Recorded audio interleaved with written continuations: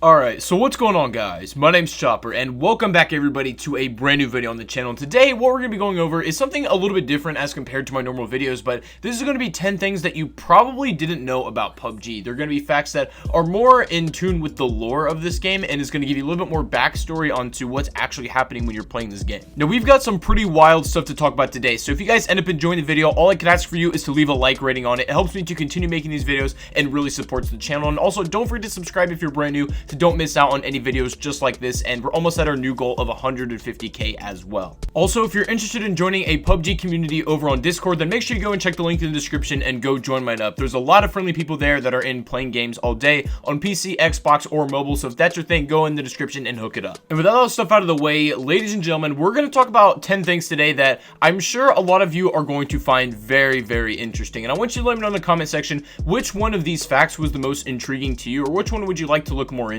And also, if you enjoy these kind of videos, let me know, because I can definitely make more of them. But anyways, ladies and gentlemen, let's get started on 10 things you did not know about PUBG. So coming in at number 10, the name of PUBG itself, PlayerUnknownsBattlegrounds, was not even supposed to be called that originally. It was supposed to be more along the lines of PlayerUnknown's Battle Royale. This had to actually be adjusted because of copyright laws, and actually, at least to me, the name PUBG, PlayerUnknown's Battlegrounds, still kind of sounds like a work in progress or placeholder name. It's very different for an official video game. I think we can all agree with that, but this is what they decided to stick with. They couldn't call it just Battlegrounds because you cannot copyright those words, unfortunately, and then the PlayerUnknowns, when you tag that at the back of it, it just kind of sounds like a mess, you know what I mean? Like, it's a big name for a game, and it still does sound like a work in progress, in my opinion. Now, coming in at the number 9 spot, it addresses the question that a lot of people have about which kind of game or media started this whole Battle Royale genre. A lot of people seem to think that H1Z1 was the king and kind of created this whole trend, and maybe it may have popularized it, but it definitely drew inspiration from other things. H1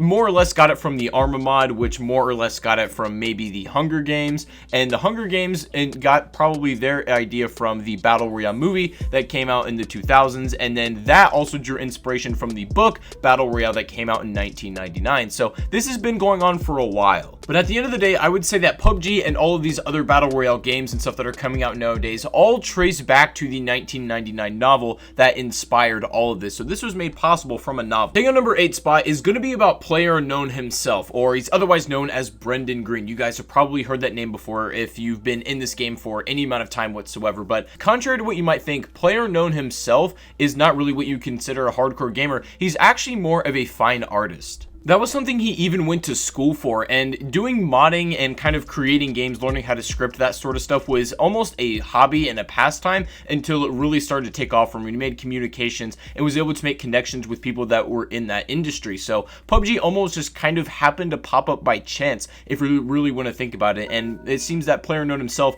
is really passionate as far as like the art side of his games, and I would say that's pretty cool to think about considering where this game started. Now here's the part where you should get ready for the next ones, because things are going to start to get a little crazy. Now coming in at number 7, let's ease into this and kind of give you a little bit more background before we really dive into this. Now, the first map to ever hit PUBG was called Arendelle. You guys know this as the classic PUBG map. When somebody thinks about this game, they most likely are thinking of Arendelle. Now, all of the map names in PUBG are made up by nature, but they have little Easter eggs or hidden meanings behind them. And Arendelle is actually named after Brendan Green, or PlayerUnknown's daughter. Her name is Erin, so naturally you get Arendelle out of that. Now, we're not entirely sure if this is just supposed to be a play on words with his daughter's name and that's it.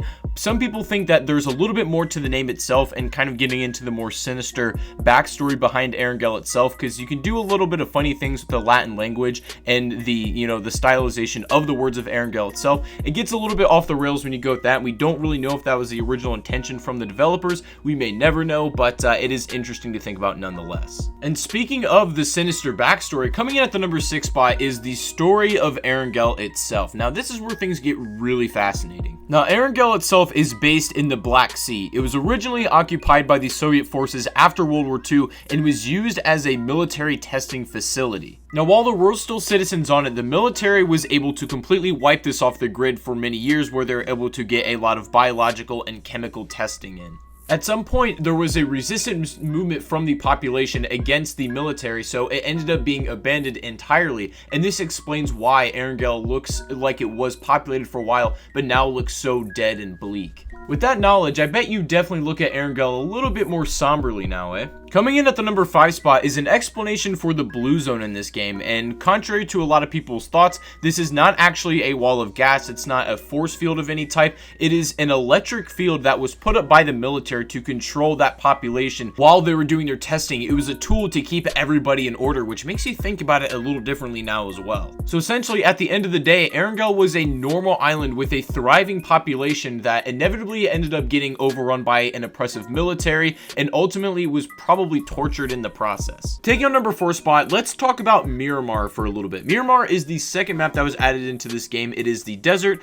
and this also has its own unique backstory, just like Arendelle. Now, while it's not quite as dark, it is still very interesting, and I think that not a lot of people really are aware of this. Now, this map takes place in Central America, or closer to Mexico, I would say, and it has a lot of really unique things in the map that if you're paying attention to them, they will tell you the story of Miramar. It's not as outright as Arendelle's story, but you really have to dig deep to find this one. First of all, you may have noticed that there is a giant wall around the borders of the map, and I guess this is actually supposed to represent the border between the Central America and US. And that's nice because it kind of provides some context about the location of the map, but it doesn't tell you what happened inside the borders of Miramar. To find that, you need to locate a lot of different newspapers that are located in the map and are also written in Spanish, and when you're able to translate these and get the message out of each and every single one, the story really follows as such. There is a big economic bubble happening in Miramar because of petroleum, so basically a lot of people are able to make money off this, and the economy is good in this area right now. The oil business right now, it's big and it's thriving. In other news, there is a killer going around Miramar right now who is unknown. Eventually, the economic bubble of Miramar burst and the crisis begins, and people start freaking out. So there was a lot of riots that go down, crime went sky high, and there was overcrowded prisons that most often ended in riots. This led to Miramar eventually being evacuated except for most of the prisoners, and here where the twist comes in. Coming in at the number 3 spot, it turns out in Miramar that we are the prisoners. We play as the overcrowded prisoners that started riots and ended up breaking out. Because of this overpopulation, somebody or some organization is in control of putting these prisoners into this battle royale game where only one is allowed to be left alive. So far we've talked about Miramar and Arendelle's backstory. Now I'm sure you're wondering a little bit about Sanhok, and while this one is not necessarily as pronounced and people are still finding more about this map, which I probably will continue to make its own standalone video about maybe, but right what we know about Sanhok is that the mannequins seem to be a big part of this map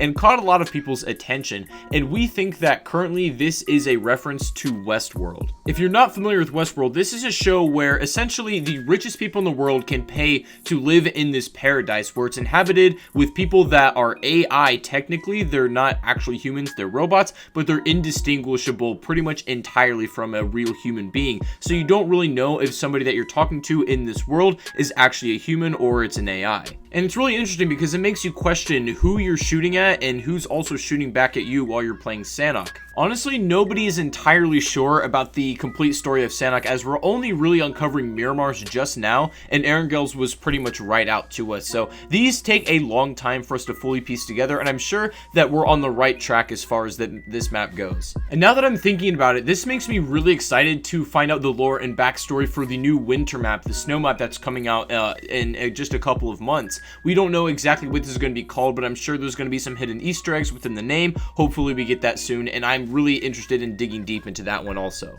But finally, ladies and gentlemen, coming in at our number 1 spot is going to be who is actually controlling everything behind PUBG. There's always this theme of somebody kind of more in the background that is putting all the show on, or somebody's watching us from like a screen in an office, you know what I mean? But we don't know who exactly is controlling this. However, we have some clues. I made a video a while ago explaining a bunker in Miramar that the theory behind it was that a lot of the game makers were using this to watch over the game itself and the competitors in it. And while that might still hold some truth, we also have more evidence from the plane that we spawn in, the C-130, that you literally jump out of every game. The reason it's this particular plane is because of the fact that PUBG was developed in Seoul, Korea, and these planes would often fly over their office while they were developing this game. So they decided to draw inspiration from that. Now, whether that plays into the lore is something that I think is up for debate, and I want you guys to let me know in the comment section down below, who do you think is controlling the competitors in PUBG,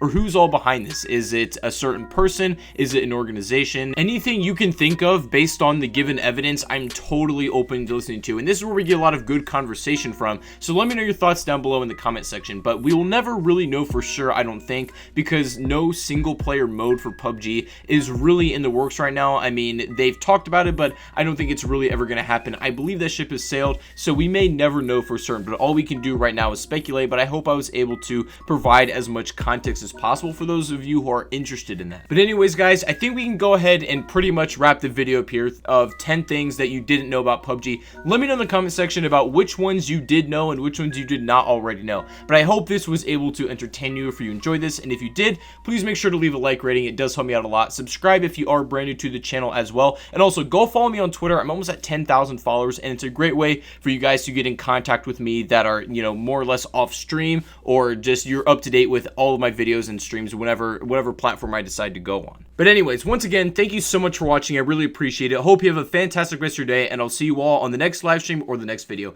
Take it easy, guys, and peace out.